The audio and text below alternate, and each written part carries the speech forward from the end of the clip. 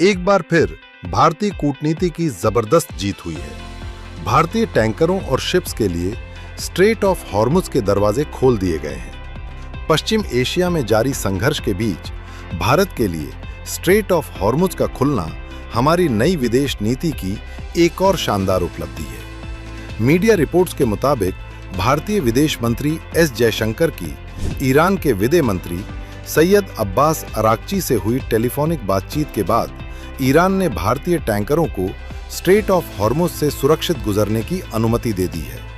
ये भारत की energy security के लिए महत्वपूर्ण कदम है, क्योंकि स्ट्रेट ऑफ हॉर्मुज दुनिया के सबसे महत्वपूर्ण समुद्री मार्गों में से एक है, जहां से वैश्विक तेल और प्राकृतिक गैस का एक बड़ा हिस्सा ट्रांसपोर्ट होता है। भारतीय विदेश मंत्री एस जयशंकर की ईरान के विदेश मंत्री सैयद अब्बास अराक्ची से वार्ता के बाद ईरान ने भारतीय तेल टैंकरों को स्ट्रेट ऑफ हॉर्मुज से गुजरने की अनुमति दे दी है। दोनों देशों के विदेश मंत्रियों की बातचीत का उद्देश्य इस अहम समुद्री मार्ग को खुला रखना था, जिससे भारत में कच्चे तेल और प्राकृतिक गैस की आपूर्ति प्रभावित न हो।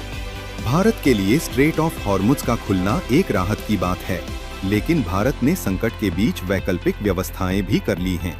सऊदी अरब ने अपना 1200 किलोमीटर लंबा ईस्ट वेस्ट पाइपलाइन इस्तेमाल करना शुरू किया, जो रोज 50 लाख बैरल तेल सीधे रेड सी के यंबू पोर्ट तक पहुंचा देता है।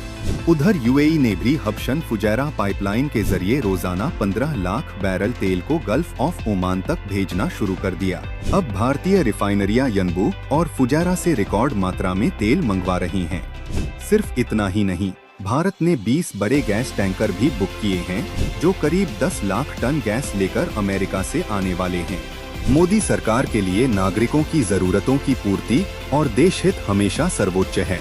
इसीलिए युद्ध और संकट के बीच ही वैकल्पिक रास्तों के जरिए देश में पेट्रोलियम की आपूर्ति बनाए रखी गई और भारत की एनर्जी सिक्योरिटी को झटका नहीं लगने दिया गया।